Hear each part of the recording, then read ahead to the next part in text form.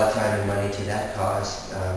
And I think that just gives the work a nice kind of ethical underpinning. You know, she's really interested when she paints animals in kind of trying to understand the essence of the animal and then painting it from the inside out as opposed to just trying to get a likeness or just a picture. So even something, this is about the most realistic I've ever seen her work. And even when you get up close to this and look, you start to see a lot of abstract qualities in the piece. When you back away, then you get the kind of the realism becomes more in focus. These panels, I wish I had the other two here to show you, but this is a really great example of her work. And she's very focused on drawing and on sculpture. Really, painting doesn't really enter into her vocabulary that much, but she teaches a really well-known, she has a real well-known series of drawing workshops that she teaches out in California, and people come from all over the United States and from Europe to take these workshops where she talks about this kind of idea of drawing from the inside out and treating drawing like sculpture and treating sculpture like drawing. So these panels start off like this, with a piece of paper mounted with rabbit skin glue over a wood panel. And then she'll start to draw on them, and at some point she starts using this material, which is like plaster, but it sets up harder like stone. So it's a mixture, it's her kind of recipe.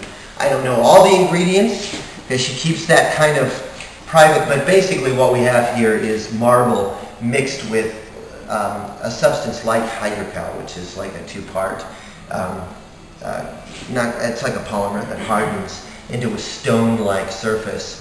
So she can put layers and layers of it on, and depending on the kind of marble dust and chips she's mixing with that stuff, it will tint it either gray, or she can get other colors too, but she's using gray marble and kind of a white marble. And when she puts it on in layers, she'll go back into it with the grinders and sanders, much the way a sculptor would work with stone, chiseling and carving, and she'll bring out this animal, but chances are this form started on paper, and at some point she started to draw with this kind of liquid stone-like material and started to carve back into it. So for her, this is a drawing just as much as this piece is partaking of ideas about sculpture. And when you get up close to it, you can actually see some of that same material that started to get layered on here. She just kind of kept it really low to the surface on this one.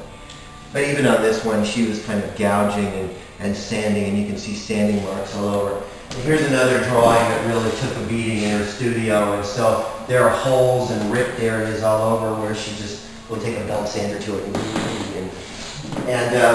so I like the energy that she attacks her drawings, and in the same way there's a real drawing quality in some of her sculptural pieces like this, like that horse plaque that's hanging there, and even these sculptures here, which are done in provincial limestone.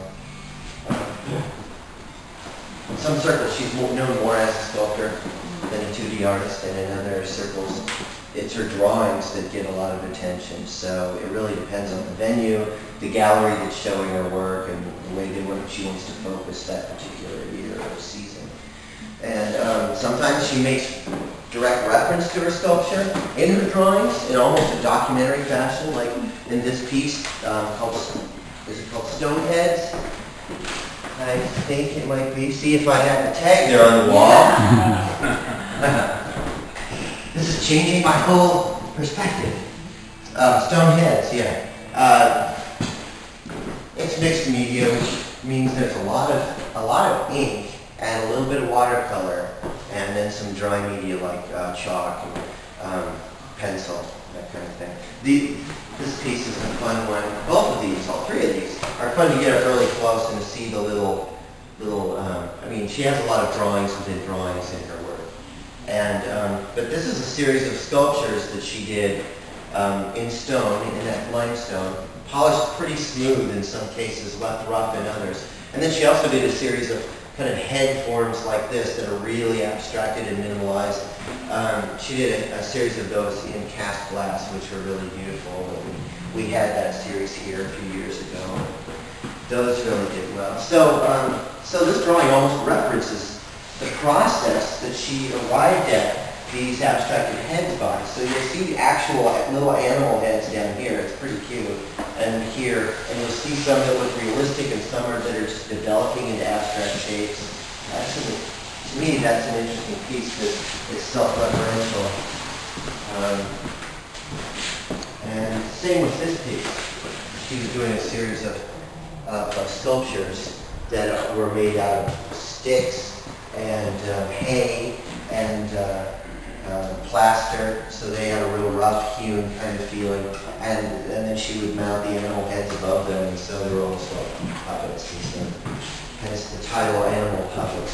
So anyway, that's a little overview of Jane Rosen's work. And you also see, as you're exiting, you'll see a large horse drawing on the left and there too, and that was also hers. We just had it sent in so I could show it to you. Well, thank you. Here you go. Great. Thanks for coming in. Come back again. We've got more time. Yeah.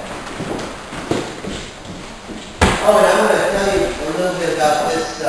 Maybe you've already heard. Vision 12 is this. It's an event where all the galleries open at the same time, and July 13th is the opening night. But then, in this brochure, there's a list of other events that accompany it, and some of them are, performance-based, and others are, kind of like panel discussions. Sounds very exciting to me. But this one right here is ours, and it's July 26th. I'm just kind of doing a quick promotion here, and it's a puppet show. It's like a puppet festival survey of kind of experimental puppetry in Chicago, and it's the third year we've done it. It's getting more and more popular every year. So grab one of these brochures if you're interested, and maybe we'll see you there. Thanks. Bye.